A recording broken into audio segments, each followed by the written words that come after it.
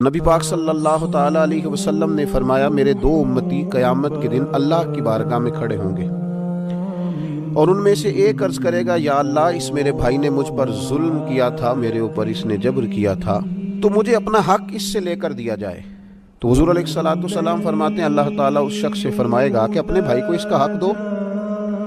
عرض کرے گا مالک میرے پاس تو اب کوئی نیکی بچی نہیں، کہاں سے حق دوں؟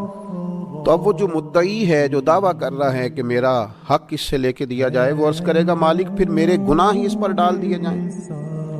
حضور مسکرا رہے ہیں، جناب انس بن مالک فرماتے ہیں، لیکن اس بات پر آ کر حضور کی آنکھوں میں آنسو آ گئے۔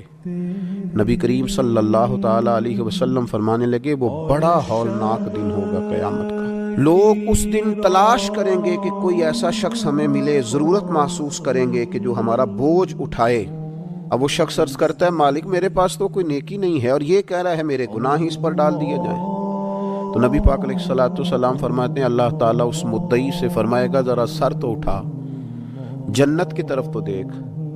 تو وہ جنت کی طرف سر اٹھا کر دیکھے گا اور دیکھ کر عرض کرے گا مالک میں ایک چاندی کا شہر دیکھ رہا ہوں جس میں سونے کا محل بنا ہوا ہے، ہیرے جواہرات سے مرصع ہے وہ محل۔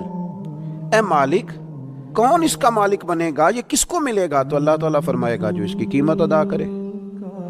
تو عرض کرے گا مالک اس کی قیمت کون ادا کرے گا؟ تو اللہ تبارک و تعالیٰ فرمائیں گے تو بھی اس کا مالک بن سکتا ہے۔ تو بڑے تجسس سے، بڑے شوق سے عرض کرے گا مالک میں کیسے مالک بن سکتا ہوں؟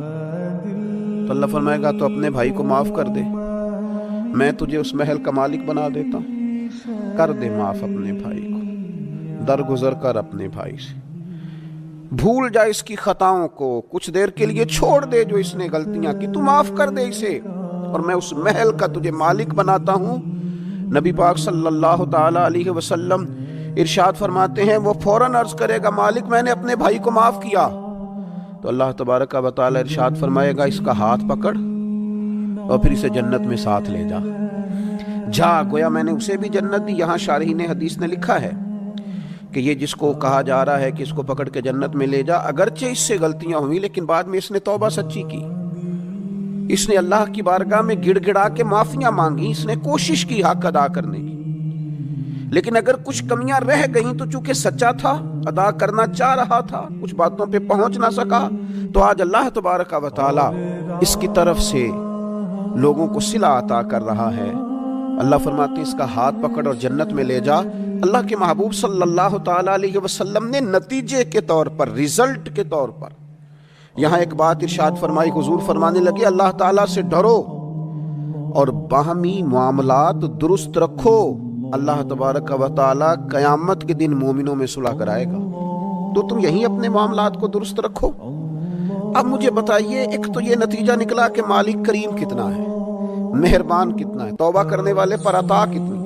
دوسرا حضور کی علم و حکمت کی اس گفتگو سے سمجھیے کہ اللہ درگزر کرنے والے کو عطا کتنا کرتا ہے، اور پھر یہ بھی دیکھیے کہ صلح کرانا کتنا مقدس کام ہے۔ دو بھائیوں کو ملا دینا، قریب کر دینا، روٹھے ہوں کو ایک دوسرے کے قریب کرنا کتنا عظیم کام۔